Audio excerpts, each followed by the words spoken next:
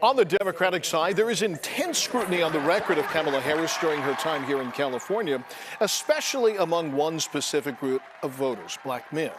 There was a split in support for Harris among this demographic. Now, these two candidates are separated by a razor-thin margin, and the election could ultimately come down to just a few thousand votes in a handful of battleground states.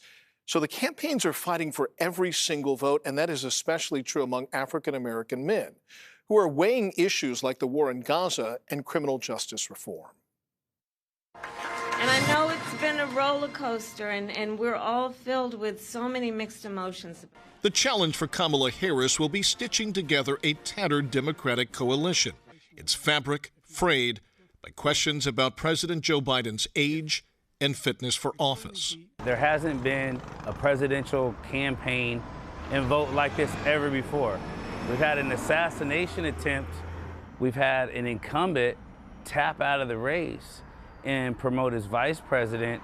Dave Diggs is a small business owner and a rare undecided voter.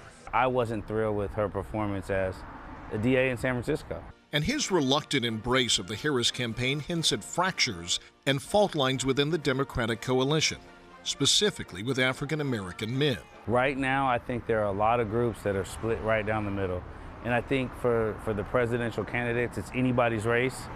So I think in the next coming weeks, one of them is going to have to separate themselves as the best candidate. And there are a lot of undecided votes out there. With Harris now at the top of the ticket, the margin between the candidates is razor thin, with Democrats enjoying a resurgent hope of holding on to the White House. I was elated when I heard the news. I was energized. Former San Jose Vice Mayor Chappie Jones says excitement for Harris's candidacy is palpable within the black community and describes President Biden's decision to step aside as selfless and courageous. I think there was a recognition on his part that his time had come and gone, and it was time to pass the torch to the next generation. He's also a bit incredulous at the notion that Harris, potentially the country's second African-American president, does not enjoy her community's full support. I think that narrative that there's a segment of the black male community that doesn't support Kamala because of these concerns about criminal justice reform are overblown, and some of it is unfounded. The Democratic Party has enjoyed enthusiastic and near overwhelming support from African-American voters in recent elections.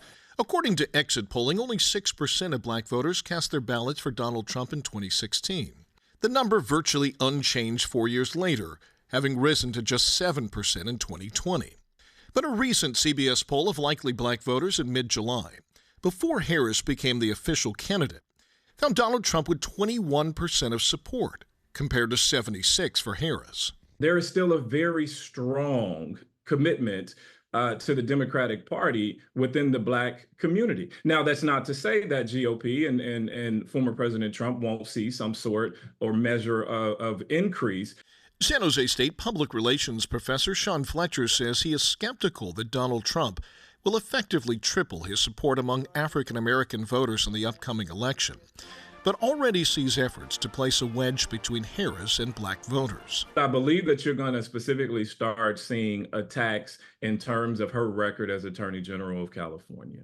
One of the significant talking points has been her prosecutorial record, specifically amongst black men.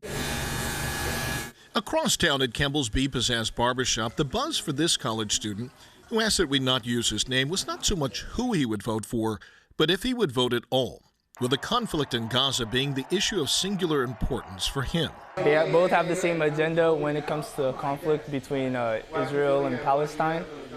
And you know what's going on over there, so that's not something I could support or vote for. But other customers like Stan Williams say this election is far too important to remain on the sidelines undecided or uncommitted. I think she's very bright. I think she's politically savvy, and I think she's a lot sharper than President Biden at this time in his life. Joe Biden's exit from the race has fundamentally changed the calculus of the 2024 election, adding uncertainty and drama to the outcome, with each candidate now trying to find a winning formula for victory. I think that a lot of people have a lot to think about when they make their choice for president, And I think one huge thing to consider is who's going to bring people back together.